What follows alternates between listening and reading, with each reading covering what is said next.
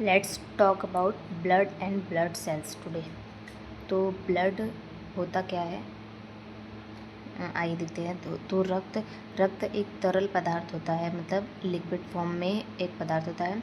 और रक्त एक प्रकार का संयोजी ऊतक है। हमारे शरीर में जितने भी ऊतक है उसमें सबसे ज़्यादा पाया जाने वाला ऊतक है, ज़्यादा मात्रा में पाया जाने वाला ऊतक है, जिसे संयोजी ऊतक कहते हैं। और रक्त हमारे शरीर में वज़न का 7 से 8% वज़न बनाता है। मतलब मान लीजिए हमारा शरीर 60 किलो का है, 50 किलो का है, तो उसका 7 से 8% भाग वो हमारा रक्त होता है। और हमारे शरीर में 5 से 6 लीटर ब्लड होता है। एक वयस्क मानव के शरीर में, वयस्क और स्वस्थ जिसे कह सकते हैं, उसके शरीर में 5 से लेके 6 लीटर तक ब्लड होता है। अब देखते हैं ब्लड का कार्य क्या होता है। ब्लड के 2 कार्य होते हैं। पहला परिवहन यानी ट्रांसपोर्टेशन। किस चीज़ का परिवहन करता है? वो हमारे शरीर में ऑक्सीजन, CO2 और न्यूट्रिशंस का परिवहन करता है। ऑक्सीजन, CO2 और न्यूट्रिशन को शरीर में एक स्थान से दूसरे स्थान तक ले जाने का काम करता है। दूसरा काम है बचाव यानी प्रोटेक्शन। ये क्या करता है? हमारे शरीर को इन्फेक्शन से प्रोटेक्ट करता है। देखते हैं ब्लड के ग्रुप्स। तो ब्लड ग्रुप ये 4 प्रकार के होते हैं, A, B, AB और O। और इसमें सबसे अधिक पाया जाने वाले ब्लड ग्रुप कौन कौन से होते हैं? तो पहला है O ब्लड ग्रुप, सबसे अधिक पाया जाता है। और उसके बाद B, उसके बाद AB होता है, उसके बाद A होता है।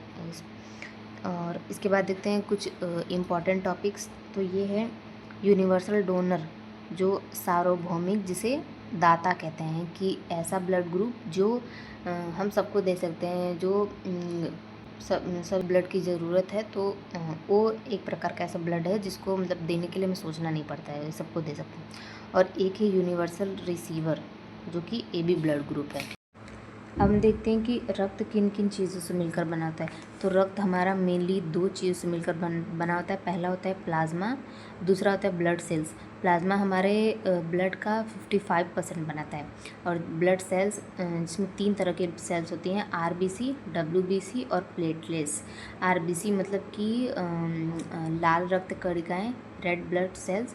और WBC मतलब वाइट ब्लड सेल्स, श्वेत रक्त कणिकाएँ। और ये होता है प्लेटलेट्स। तो पहले हम पढ़ेंगे रेड ब्लड सेल्स के बारे में, लाल रुधिर कणिकाओं के। और ये आरबीसी का जीवन काल। तो ये जीवन काल का अर्थ है कि आरबीसी जो होता है उसको मतलब शरीर में ही, क्योंकि वो मरती है, प्लीहा नामक हमारे शरीर में एक स्थान होता है जहाँ पर प्लीहा होता है, तो वो वहाँ पर जाकर मरती है, जिसे कहते हैं वहाँ पर डेड होती है। तो इसका जीवन काल शिशुओं में कुछ 80 दिनों का होता है और वयस्कों में कुछ 120 दिनों का होता है। अब देखते हैं केंद्रक किन किन में होता है, किन किन में नहीं होता है। तो आरबीसी में केंद्रक अनुपस्थित रहता है, आरबीसी में केंद्रक नहीं होते हैं। और आरबीसी में हीमोग्लोबिन पाया जाता है, जो ऑक्सीजन हमारे शरीर बॉडी में ले जाने का काम करता है। ऑक्सीजन को हमारे बॉडी में ले आने का काम करता है हीमोग्लोबिन। फिर उसके बाद है रक्त का स्तर। तो हम देखेंगे कि रक्त का स्तर की शिशुओं में और महिलाओं में, पुरुषों में रक्त कितना होना चाहिए। तो 16 से 18 ग्राम पर DL होना चाहिए शिशुओं में। महिलाओं में 12 से 14 ग्राम पर DL होना चाहिए। पुरुषों में 14 से 16 ग्राम पर DL हो जाना। हाँ, शिशुओं में सबसे अधिक होता है ब्लड।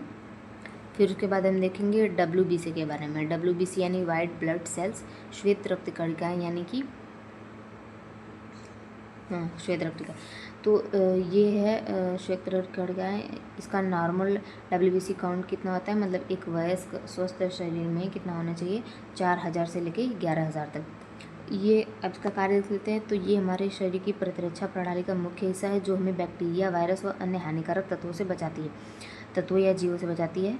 ये हमारी प्रतिरक्षा प्रणाली का मुख्य भाग है। मतलब जो हमारे शरीर में जो प्रणालियाँ हैं, जो हमें रोगों से, हानिकारक बैक्टीरिया से, वायरसेस से बचाती है, उसका ये सबसे मतलब कुछ बहुत महत्वपूर्ण भाग है, बड़ा भाग है एक।